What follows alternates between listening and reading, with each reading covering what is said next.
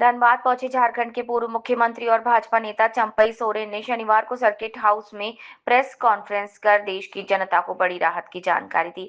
उन्होंने कहा कि प्रधानमंत्री नरेंद्र मोदी ने 15 अगस्त को लाल किले से ये घोषणा की थी कि जल्द ही जीएसटी में छूट मिलेगी और अब 22 सितंबर से ये लागू होने जा रहा है। चंपई सोरेन ने बताया कि किचन की सारी खाद्य सामग्री, पेय पदार्थ और कई कृषि वस्तुएं अब पूरी तरह जीएसटी मुक्त कर दी गई हैं। वहीं जिन वस्तुओं पर पहले 12 या 18% टैक्स लगाया जाता था, अब उस पर टैक्स घटाकर सिर्फ 5% कर दिया। बाकी वस्तुओं पर 18% टैक्स पूर्णतः लागू होगा। उन्होंने कहा कि लग्जरी वस्तुओं पर टैक्स 40% यथावत रहेगा। सोरेन ने कहा कि ये कदम देश की आम जनता और किसानों के लिए बड़ी राहत साबित होगा। उन्होंने इसे जनता के हित में ऐतिहासिक फैसला बताया। Manjit Kumar, state head, Jharkhand. Press वार्ता का आयोजन कर रहे हैं, बताइए।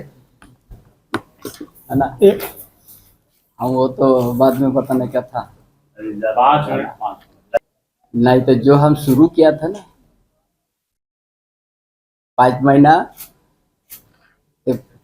5 साल के बराबर था। ये बात तो सही है ना, थोड़ा सा इंटरवल में था, है ना, काम शुरू हो रहा है ना, यहाँ भी ठीक है हमारा।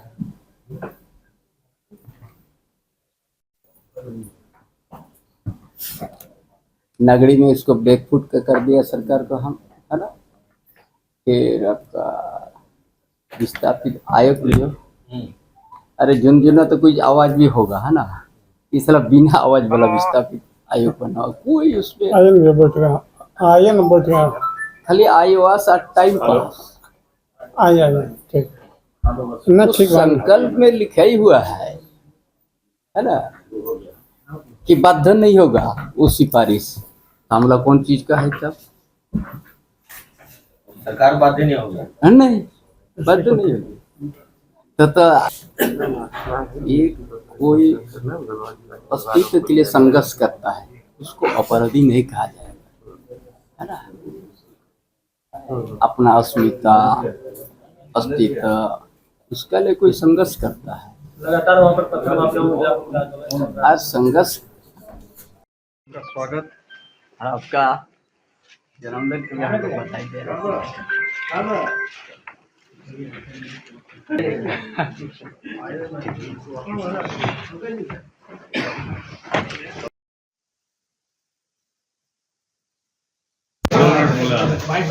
ज्वाइन कर लेंगे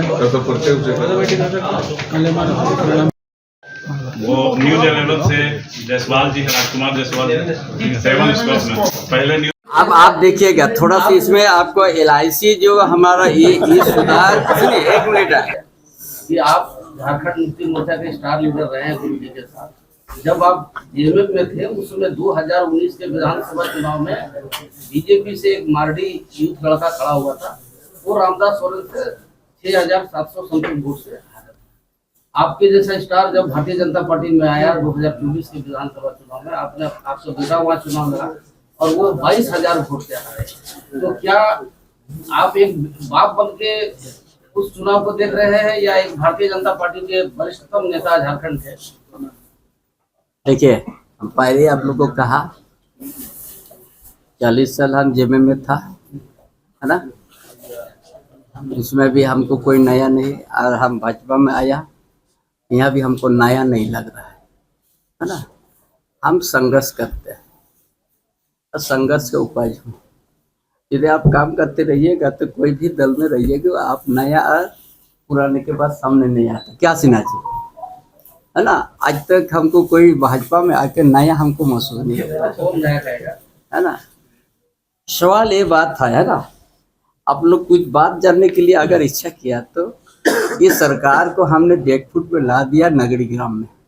हमारा उस सवाल का जवाब दीजिए ना, फिर हम उसका बाद ये जो आपका सुने, अब जो कह दिया था कि यह घाटशिला में 6000 से हटा, जितना उसमें भाजपा को वोट मिला था उससे 19,000 से ज्यादा लड़का को मिला है।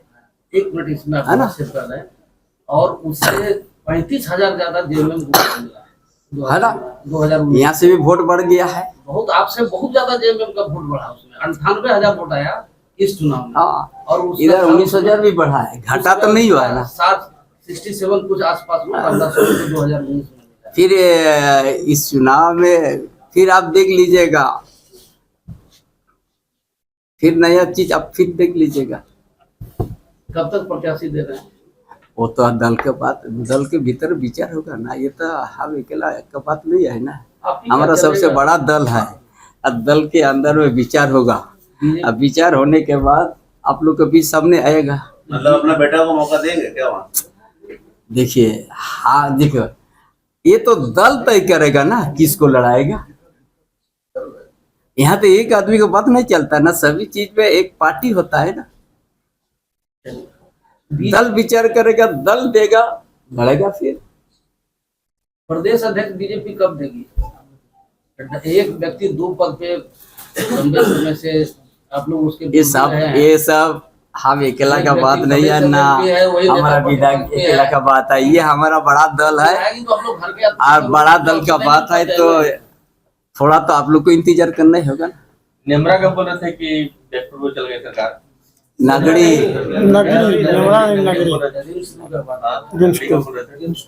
जब आप लोग ये छोड़ के आप कुछ और दूसरा बात हमको पूछ रहा है, ये जो विधायक लाया है विस्थापित आयोग, बड़ा चिल्लाया कि हम बहुत अच्छा हमने कर दिया आयोग बना के।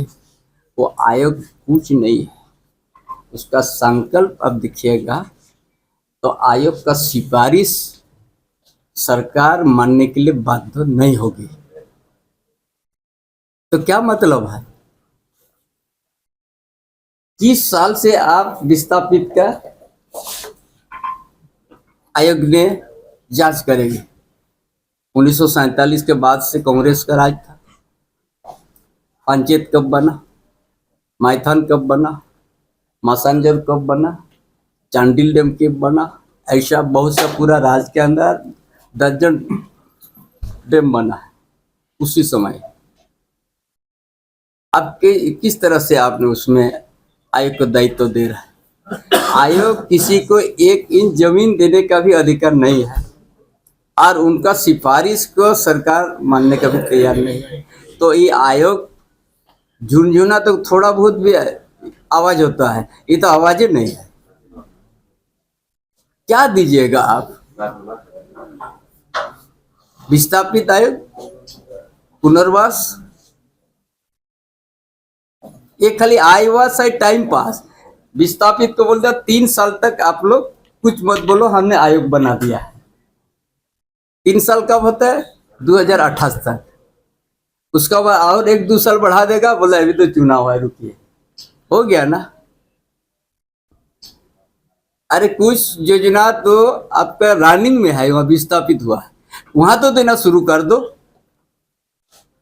वहां तो सूची उपलब्ध है। आज जहां विस्थापित हुआ था आपका विभाग में तो सारा सूची उपलब्ध है, किस परिवार का कितना एकड़ जमीन किया है, बुला के दे दीजिए। क्या दीजिएगा कोई स्पष्ट नहीं है।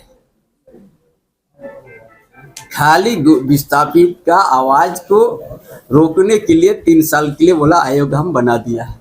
कल वहीं पर जो आप जहाँ बैठे हुए थे, कृषि मंत्री बैठे हुए थे, उन्होंने कहा कि तालमेल केंद्र से मेरा अच्छा नहीं है हम लोग का, इसी को लेकर के ये सब प्रॉब्लम हो रहा है, हम लोग नहीं पा रहे जो समस्या आ रहा है। तो आप तालमेल नहीं है तो आप कैसे है, तो अब आयोग बना दिया। तालमेल नहीं तो आप अपना बल पर अब वो आवाज क्यों बना? वो तो अपना स्टेट का था ना, वो तो वहां तो अब वो आवाज तो सेंट्रल से नहीं पूछे था ना सलाह लिए थे, मांग तो नहीं किया। ये तो अपना बल पर हमने बोला हम अपना बल पर देंगे अब वो आवाज।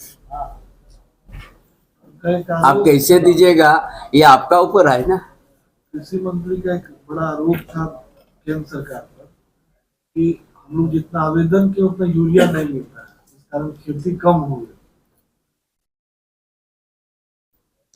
देखिए, यूरिया का आपूर्ति नहीं की केंद्र सरकार ने। हम तो पहले ही बोला इंटरवल होता है ना, 5 महीने के लिए हम थे, है ना, इंटरवल होता है ना, 5 महीना के लिए हम थे। लेकिन 6 साल में कहीं भी ऐसा सिंचाई की व्यवस्था किया ही नहीं। कंटिन्यू 6 साल हो गया ना, एक भी जगह में किसान का हित में नहीं काम हुआ है। बताइए, नहीं तो 6 साल के अंदर में। ये रिम्स 2 का जो आंदोलन आपका है वो क्या कहाँ चल गया? इस बार सर ये कहना है कि कोई रोक नहीं सकता है, रिम्स 2 का ही निर्माण होगा, पहले ऐसी योजना पास हो गया। हम तो बोले थे 24 तारीख को हम हल जोतने जा रहे हैं, सरकार का दम है तो हमको रुक सका? बहुत लोग उसमें तो आपको हाउस अरेस्ट कर दिया हमको गया, हाउस अरेस्ट बहुत लोग रोक लिया गया। वहाँ घुस गया, हल चला दिया, धान भी रुकने शुरू हो गया, सब चीज हो गया। तो हजार आदमी घुस गया, बैरियर को सारा चीज तोड़ दिया। सरकार बैकफुट में चल गया, 6 लेयर तक फोड़ सका था पूरा धनबाद, बोकारो, हजारीबाग, रामगढ़, हर जगह तो बैरियर लगा दिया था। आदमी जाने का रोकने का काम पूरा कुलान कहाँ रुक सका, पहुंच गया ना। और वो 57 में अधिग्रहण हुआ है, और उस समय भी विरोध हुआ है। और ब्रिटिश सरकार के समय में भूमि अधिग्रहण अधिनियम बना था 1894 में। उसमें भी 17 धारा में स्पष्ट है, अगर किसानों को कब्जा में ही है जमीन तो वापस कर दीजिए। फिर 2013 में भी भूमि अधिग्रहण अधिनियम बना, उसमें 24(2) में स्पष्ट लिखा हुआ, अगर किसानों के कब्जा में है तो उन्हीं का जमीन है। अब अधिग्रहण किया ही कब? वापस सोशल एक्सपेंड होता है भाई, यहाँ अगर हम अधिग्रहण करके यहाँ का सामाजिक व्यवस्था क्या होगा, इनका आर्थिक स्थिति क्या होगा, हर चीज आकलन किया जाता है। वहाँ का एक आदमी से विचार विमर्श होता है, तब जाके अधिग्रहण होता है। ये सरकार तो ब्रिटिश सरकार से कम नहीं है, ये तो तुरंत बाउंड्री लगा दिया था, अधिग्रहण हुआ ही नहीं है। उसी जगह में रिंग रोड से जमीन गया, सब रैयत को पैसा मिला है, कंपनसेशन। कैसे मिला तो बोलो?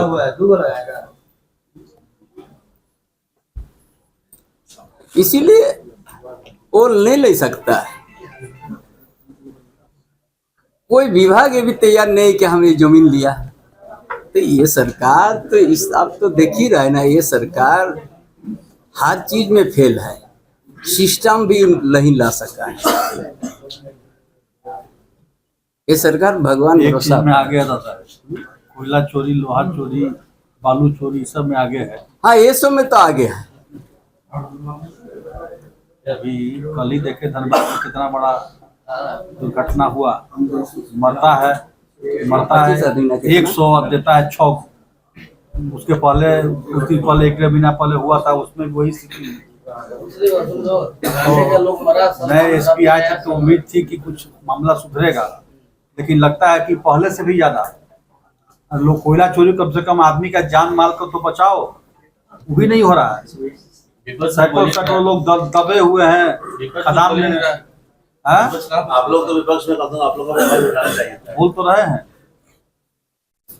बोल भी रहा है, लड़ भी रहे हैं हम लोग तो लगातार विधानसभा में भी देखे क्या स्थिति रहा है। सरकार तो मनमानी पे उतरी हुई है ना, बहुमत है ना, इसीलिए जो मैंने कर रहे हैं। आप सीएम थे तब भी यहाँ पे कोयला चोरी हुई थी। हमारा समय नहीं हुआ।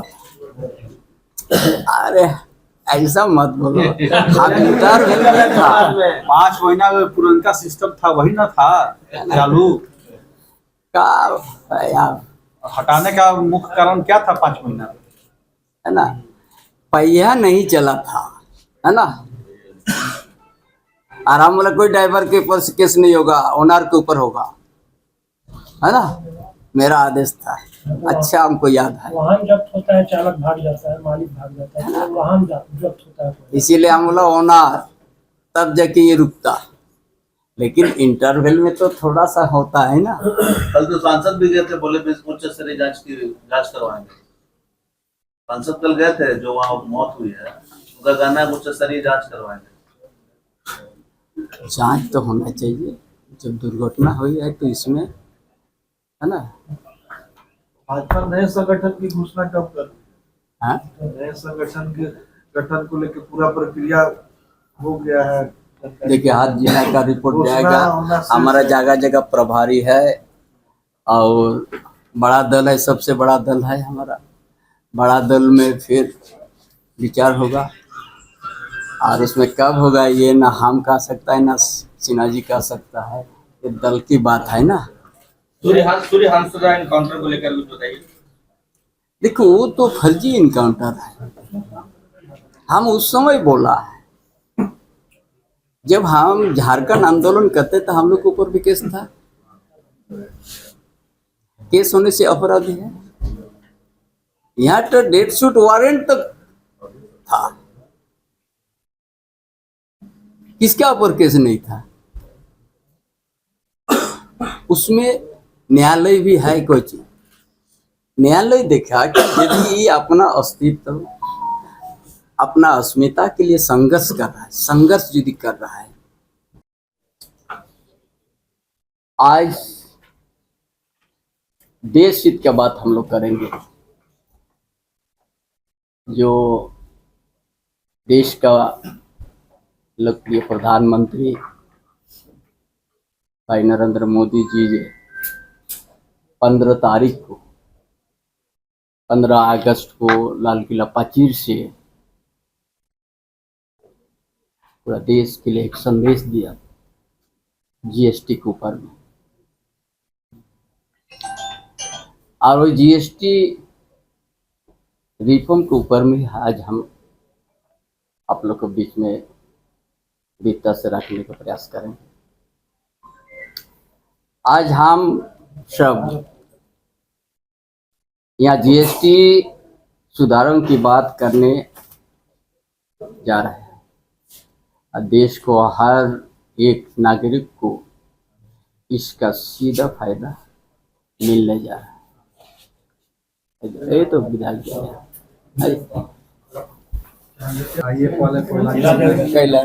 आपका स्वागत। आपका जन्मदिन के लिए हम लोग बधाई दे रहे हैं।